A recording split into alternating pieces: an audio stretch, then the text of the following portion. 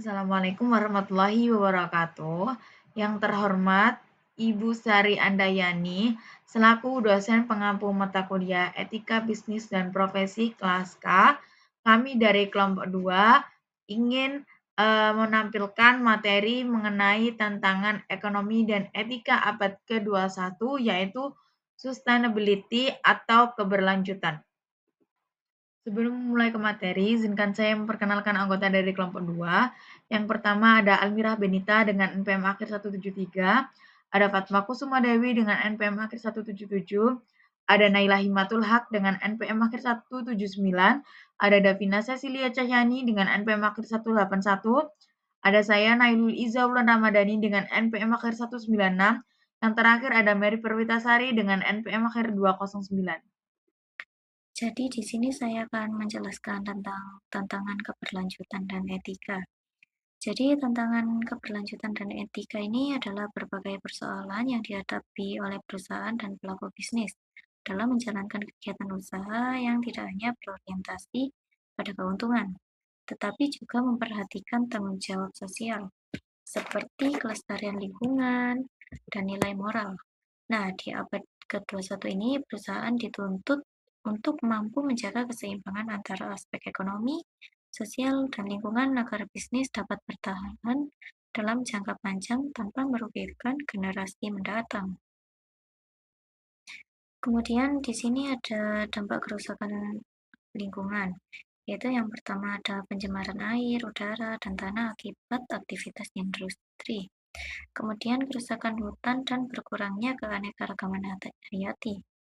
Kemudian menurunnya kualitas kesehatan masyarakat.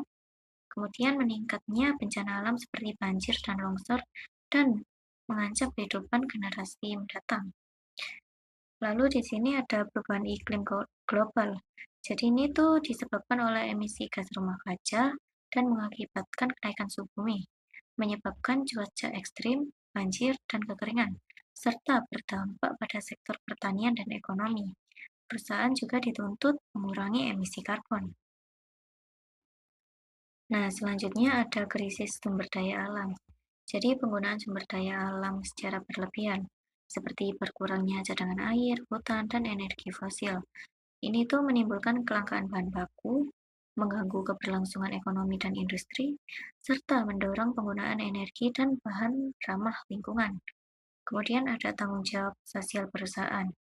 Ini merupakan bentuk kepedulian perusahaan terhadap masyarakat dan lingkungan. Ini dilakukan melalui program CSR.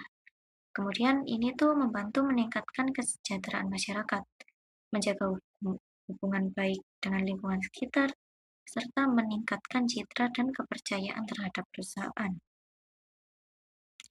Kemudian di sini ada tantangan etika bisnis pada abad ke-21, yaitu yang pertama ada persaingan bisnis yang semakin ketat, kemudian masih adanya korupsi dan kecurangan bisnis, adanya eksploitasi tenaga kerja dan pelanggaran HAM, kemudian penyalahgunaan teknologi dan data digital, dan perusahaan harus lebih transparan serta bertanggung jawab. Baik, perkenalkan nama saya Almira Benita dengan NPM akhir 173. Di sini saya akan menjelaskan mengenai konsep berkelanjutan. Yang pertama yaitu pengertian dari berkelanjutan. Keberhasilan perusahaan saat ini tuh tidak hanya dinilai dari laba yang diperolehnya, tetapi juga dari kemampuan perusahaan untuk mempertahankan keberlangsungan bisnisnya di tengah persaingan. Seperti konsep triple bottom line, planet, people, and profit menjadi dasar dalam menciptakan bisnis yang berkelanjutan karena perusahaan itu harus memperhatikan aspek ekonomi, sosial, dan lingkungan secara seimbang. Selanjutnya yaitu strategi bisnis berkelanjutan. Nah, bisnis berkelanjutan itu dilakukan dengan menciptakan keuntungan sekaligus untuk memberikan dampak positif bagi masyarakat dan juga lingkungan. Salah satu strategi yang digunakan perusahaan adalah Sustainable Competitive Advantage or CSA, yaitu keunggulan bersaing jangka panjang melalui inovasi, efisiensi, dan juga kemampuan beradaptasi terhadap perubahan pasar. Selanjutnya yaitu faktor pendukung keberlanjutan perusahaan. Nah, keberlanjutan perusahaan itu dipengaruhi oleh kualitas sumber daya manusia dan penggunaan teknologinya. Karyawan yang kompeten, berpengalaman, serta memiliki keuntungan tinggi dapat meningkatkan kinerja perusahaan juga. Tak hanya itu, penerapan sistem Enterprise Resource Planning atau ERP itu juga dapat membantu perusahaan untuk bekerja lebih efektif dan efisien, sehingga pengambilan keputusan juga menjadi lebih berkualitas. Selanjutnya yaitu pentingnya inovasi dan juga pengembangan. Penerapan konsep berkelanjutan itu dapat mendorong perusahaan untuk melakukan investasi pada riset dan pengembangan atau research and development. Hal tersebut bertujuan untuk meningkatkan inovasi, efisiensi biaya, dan ketahanan pasar agar mampu untuk menyesuaikan diri dengan dinamika pasar yang terus berubah. Baik, kembali lagi dengan saya Fatma Kusuma Dewi dengan NPM Akhir 177. Di sini saya akan melanjutkan materi yaitu terkait etika berkelanjutan. Nah, etika berkelanjutan adalah prinsip moral yang mendorong individu ataupun organisasi untuk mengambil keputusan yang tidak hanya menguntungkan pada saat ini saja, tapi juga menjaga kesejahteraan masyarakat dan lingkungan untuk generasi yang akan mendatang. Dan tujuannya yaitu pertama untuk menyeimbangkan keuntungan ekonomi dengan tanggung jawab sosial dan lingkungan. Yang kedua menciptakan pembangunan yang adil dan berkelanjutan. Yang terakhir yaitu mengurangi dampak negatif terhadap alam dan masyarakat. Baik, berikutnya ada prinsip-prinsip etika berkelanjutan. Ada 4. Yang pertama yaitu tanggung jawab atau responsibility, yang dimana perusahaan itu bertanggung jawab atas dampak kegiatan bisnis terhadap lingkungan dan masyarakat. Lalu kedua ada keadilan atau fairness, yang dimana memperlakukan seluruh pihak secara adil termasuk pekerja, konsumen, dan juga masyarakat. Ketiga ada transparansi, yaitu menyampaikan informasi secara jujur dan terbuka kepada publik. Yang terakhir ada akuntabilitas, yaitu bersedia mempertanggungjawabkan setiap keputusan dan tindakan yang akan diambil. Lalu berikutnya ada penerapan etika berkelanjutan dalam bisnis. Yang pertama seperti mengurangi limbah produksi, menggunakan energi ramah lingkungan, menjamin hak dan kesejahteraan pekerja, lalu menggunakan bahan baku yang berkelanjutan, dan menjalankan program tanggung jawab sosial perusahaan atau disingkat dengan CSR, seperti itu. Nah, baik, berikutnya ada contoh etika berkelanjutan, ada contoh positif. Di sini saya memberikan 3 contoh seperti mengurangi penggunaan plastik sekali pakai, lalu melakukan daur ulang limbah produksi, dan memberikan upah yang layak kepada karyawan. Lalu yang kedua ada contoh negatifnya, saya juga memberikan 3 contoh seperti pembuangan limbah ke sungai. Biasanya itu tidak bertanggung jawab ya ini, dan pastinya dapat merusak lingkungan. Lalu eksploitasi tenaga kerja ya. Dan yang terakhir penebangan hutan secara berlebihan demi keuntungan bisnisnya, seperti itu. Lalu untuk manfaat etika berkelanjutan bagi perusahaan saya berikan 3, yaitu seperti meningkatkan reputasi perusahaan, mendapat kepercayaan konsumen, serta mengurangi resiko hukum dan lingkungan. Lalu untuk bagi masyarakat sendiri manfaatnya yaitu lingkungan lebih terjaga pastinya, dan kualitas hidup meningkat serta mendukung pembangunan berkelanjutan. Baik, materi selanjutnya adalah ekonomi berkelanjutan dan bisnis berkelanjutan. Ekonomi berkelanjutan adalah ekonomi yang melayani kesejahteraan masyarakat saat ini, generasi mendatang, dan alam secara sistematis dan terdefinisi dengan baik. Dan dengan demikian memiliki kemampuan untuk terus berlanjut dalam jangka panjang tanpa gesekan atau krisis yang besar. Konsep ini berasumsi bahwa melindungi lingkungan sangat penting untuk stabilitas ekonomi jangka panjang. Ekonomi berkelanjutan harus memberikan keamanan, stabilitas, dan kesempatan bagi masyarakat untuk hidup sejahtera, terutama karena populasi dunia diperkirakan akan tumbuh secara signifikan di masa depan. Konsep ini sangat relevan terutama di era pasca revolusi industri, karena sistem ekonomi saat ini sering dianggap tidak memadai karena dapat menyebabkan kerusakan lingkungan, konflik sumber daya, dan keterbatasan pembangunan, yang sepenuhnya bertentangan dengan ide ekonomi berkelanjutan.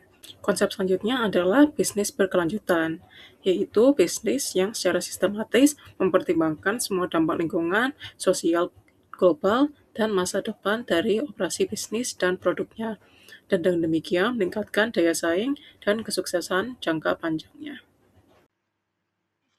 Di sini saya akan melanjutkan tentang mengapa bisnis harus peduli dengan keberlanjutan. Sebelumnya kita masuk pada pengertian keberlanjutan itu terlebih dahulu, yaitu keberlanjutan adalah upaya menjalankan bisnis dengan tetap memperhatikan dampak terhadap lingkungan, sosial, dan ekonomi, serta dapat bertahan dalam jangka yang panjang. Nah, alasan mengapa bisnis harus peduli dengan keberlanjutan yaitu yang pertama, supaya bisa meningkatkan citra perusahaan, karena perusahaan yang peduli lingkungan akan lebih dipercaya oleh masyarakat. Yang kedua, guna untuk menarik konsumen, karena banyak konsumen lebih memilih produk yang ramah lingkungan dan bertanggung jawab sosial. Alasan yang ketiga untuk menghemat biaya operasional, karena penggunaan energi dan bahan baku secara efisien dapat mengurangi pengeluaran perusahaan. Yang selanjutnya untuk menarik investor, karena investor cenderung tertarik pada perusahaan yang memiliki tanggung jawab sosial dan lingkungan. Selanjutnya mengurangi resiko bisnis. Bisnis yang menjaga lingkungan dapat mengurangi resiko hukum, pencemaran, dan konflik sosial. Dan yang terakhir untuk menjamin keberlangsungan usaha karena pengelolaan sumber daya yang baik membantu bisnis untuk tetap berjalan dalam jangka yang panjang. Nah, selanjutnya di sini saya akan membahas materi mengenai keberlanjutan sebagai peluang bisnis. Nah, ini tuh merupakan strategi perusahaan dalam menjalankan usaha dengan memperhatikan aspek ekonomi, sosial, dan lingkungan untuk menciptakan keuntungan jangka panjang. Nah, keberlanjutan ini tidak hanya menjadi tanggung jawab perusahaannya saja, tetapi juga dapat membuka peluang usaha dan meningkatkan daya saing bisnis. Nah, bentuk peluang bisnis berkelanjutan yang pertama itu ada produk ramah lingkungan, yaitu perusahaan itu dapat menciptakan produk yang aman bagi lingkungan, seperti kemasannya yang bisa didaur ulang, produknya yang hemat energi, dan dari bahan organik. Yang kedua, efisiensi biaya operasional, yaitu penggunaan energi, air, bahan baku itu secara efisien dan dapat mengurangi biaya produksi dari perusahaan tersebut. Nah, selanjutnya ada meningkatkan citra perusahaan. Bisnis yang peduli lingkungan dan sosial itu akan lebih dipercaya oleh masyarakat dan konsumennya.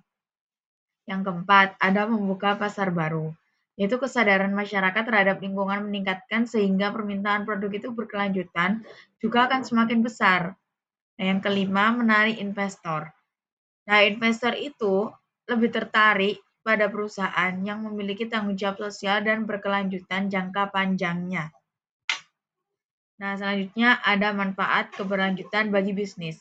Yang pertama, meningkatkan loyalitas pelanggan, menambah keuntungan jangka panjang, mengurangi risiko kerusakan lingkungan, memperkuat daya saing perusahaan, serta membantu perusahaan bertahan di masa depan. Nah, contoh penerapannya itu yang pertama ada penggunaan sedotan dalam kemasan yang ramah lingkungan.